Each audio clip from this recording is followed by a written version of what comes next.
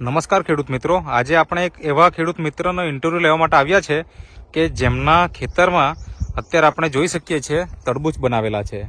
હવે જો વાત કરીએ તરબૂચ એટલે કે આજે આપણે ઉનાળાની મોસમની અંદર બધાના જ ફેવરેટ છે, પણ એ ફેવરેટ તરબૂચ ખાવા માટે ખેડૂતે કેવી મહેનત કરી અને કેવી ટ્રીટમેન્ટ કરી એમનો પરિચય સાથે જાણીશું. તો સૌ પ્રથમ તમારો પરિચય આપજો. શું નામ છે તમારું? મારું નામ સિમોનભાઈ ગોવિંદભાઈ ગામિત, ગામ બડગુંજા, તાલુકો ઉચ્છલ, જિલ્લો તાપી. ઓકે, તો તમે આ જે તરબૂચની ખેતી કેટલા વર્ષથી કરો છો? લગભગ 5 વર્ષથી હું તરબૂચની ખેતી કરું છું.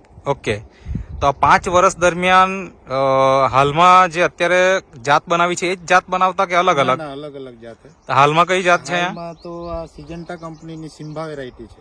ઓકે, અને આ અહીંયા કેટલા છોડ રોપાયા કે કેટલા બીજ રોપાયા છે? બીજ એટલે ડાયરેક્ટ રોપ રોપેલા મેં, હા. તો એમાં લગભગ 7 થી 8 હજાર 7 થી 8 હજાર જેટલા રોપ છે. મતલબ છોડ એના છોડ રોપા છે. છોડ ઉછેર કરીને પછી એના તમે રોપણ કર્યું, બરાબર ને? તો આ રીતના તમે દર વર્ષે રોપતા કે પછી બીજ જ ડાયરેક્ટ રોપતા? 2 વર્ષથી હું આ રોપા જ રોપું છું. એના પહેલા બીજ રોપતો હતો. ઓકે, તો શરૂઆતથી એમાં કઈ રીતની ટ્રીટમેન્ટ કરી, શું કરી એ થોડીક માહિતી આપો. પાયામાં શું તમે? પાયામાં મેં શરૂઆતની અંદર ડીએપી 1 બેગ ને પોટાશ, હા એ નાખેલું છે.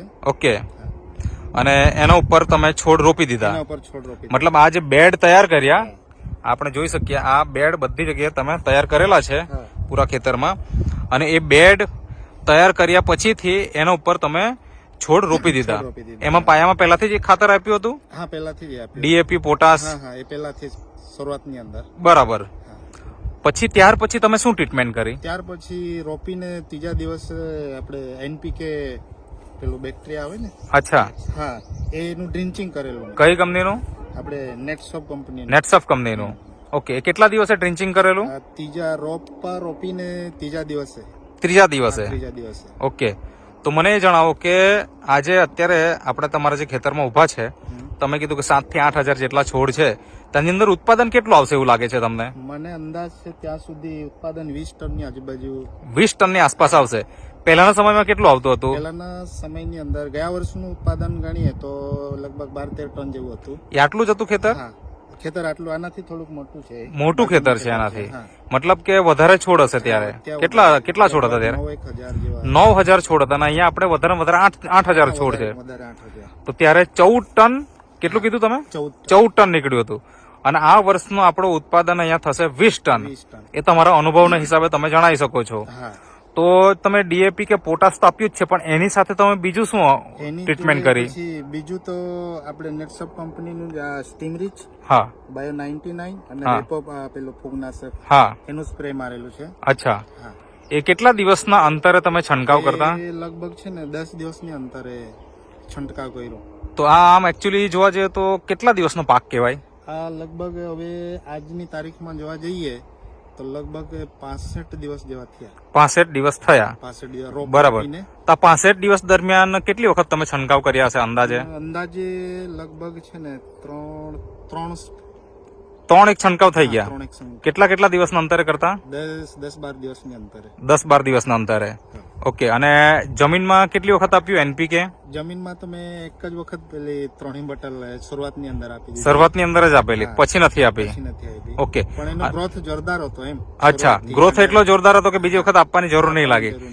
તો પાયામાં જે તમે ખાતર આપ્યું એ સિવાય પછી તમે કોઈ ખાતર આપ્યું ખરું? બીજું થોડુંક વોટર સોલ્યુબલ ખાતર પેલું આપણે રસાયણ થોડુંક, પણ ગયા વર્ષની પ્રમાણમાં ઓછું. કેટલું ઓછું? ઓછું એટલે અડધું જ. અડધું જ? મતલબ કે ગયા વર્ષે તમે જે ખાતર નાખ્યું હશે એનું અડધું જ વાપરવું પડ્યું. ઓકે, તો એક તો ખાતરનો આપણો ખર્ચો પણ બચ્યો અને સાથે ઉત્પાદનમાં પણ વધારો થયો. આ વર્ષે બહુ માલ વધારે છે. બરાબર છે. તો તમારે ત્યાં અહીંયા વેપારીઓ આવ્યા હશે અને એમણે કંઈક તો કીધું હશે કે ભાઈ કેવું ઉત્પાદન છે, શું છે? એમણે શું કીધું તમને? માલ તો એમ કે 1 નંબર છે, માલ સારો છે એવું કહેતા. અચ્છા, મતલબ કે ઉત્પાદન સારું છે એવું કીધું.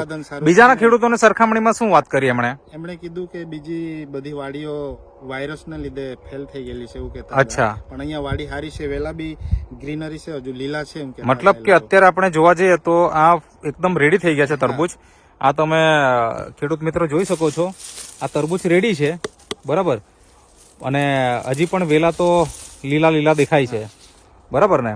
એટલે કે વેપારી પણ તમારું ખેતર જોઈને ખુશ છે છે એ લોકો. કે ભાઈ બીજાના ખેતર કરતા તમારા ખેતર આજે પણ સારું છે, વાયરસ જેવી કોઈ તકલીફ આવી નથી, બરાબર.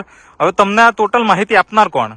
મને શરૂઆતની અંદર માહિતી આપનાર અમારા જ ગામના છે વસંતભાઈ. વસંતભાઈ, ઓકે. અને એમની સાથે બીજી કોણે માહિતી આપી? એમની જોડે બીજી આપણે કલ્પેશભાઈ છે, એમણે અચ્છા, માહિતી આપેલી મને. આજે કલ્પેશભાઈ છે, એમણે માહિતી આપી. હા. ઓકે, તો તમે મને એ વસ્તુ જણાવો કે આ નેટસફ કંપનીની જે પ્રોડક્ટ છે, સ્ટીમરીચ, બાયો 99, રેપઅપ અને એનપીકે નો તમે ઉપયોગ કર્યો, હા.